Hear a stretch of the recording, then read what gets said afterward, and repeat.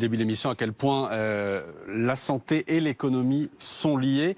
On le voit notamment quand les soignants réclament plus de moyens. Margot en parlait, notamment les syndicats. Vous avez été à leur place. Vous êtes, comme interne, opposé au projet du gouvernement. C'était en 2007. Et je voulais qu'on voit ces images ce soir. Le problème pour qu'on en arrive à faire grève, c'est qu'on en arrive à la dernière,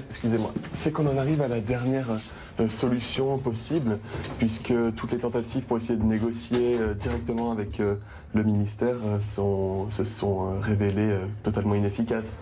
Olivier, interne en neurologie, est en 10e année, l'avant-dernière de ses longues études. Il fait partie des meneurs de cette grève, suivi selon lui par 80% des 160 internes grenoblois. Il faut encourager un médecin à aller s'installer en milieu rural et ne pas le forcer de façon rapide et sans aucun plateau technique, sans possibilité de s'associer à d'autres médecins, sans moyens de télécommunication adaptés et tout en fermant les hôpitaux périphériques. Ce que nous demandons, c'est un développement global de la zone rurale. Qu'est-ce que dit le ministre de la Santé à ce jeune interne ce soir? Non, ce qui me faisait rire, c'était l'ordinateur. Ah oui. Le vieux modèle, ça me projette quand même très très loin en arrière. Il n'y a que l'ordinateur qui vous perturbe? Non, c'était, pardon. Je préfère parler d'ordinateur. Vous êtes vache, hein. Pourquoi cette réforme vous prend à rebrousse-poil? Cette réforme nous prend à rebrousse-poil parce que nous pensons qu'elle est mauvaise.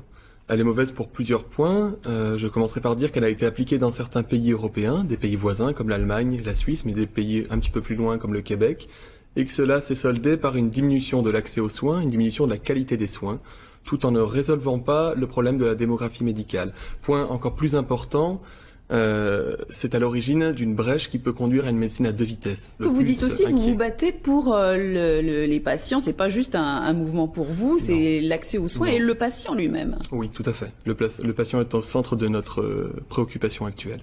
Alors, quelle est votre marge d'action? Parce qu'on sait très bien que si vous êtes en grève, vous allez être réquisitionné. Notre marge d'action, je dirais, dépend un petit peu de la ville dans laquelle on se situe. Il faut savoir que la continuité des soins sera assurée de toute façon.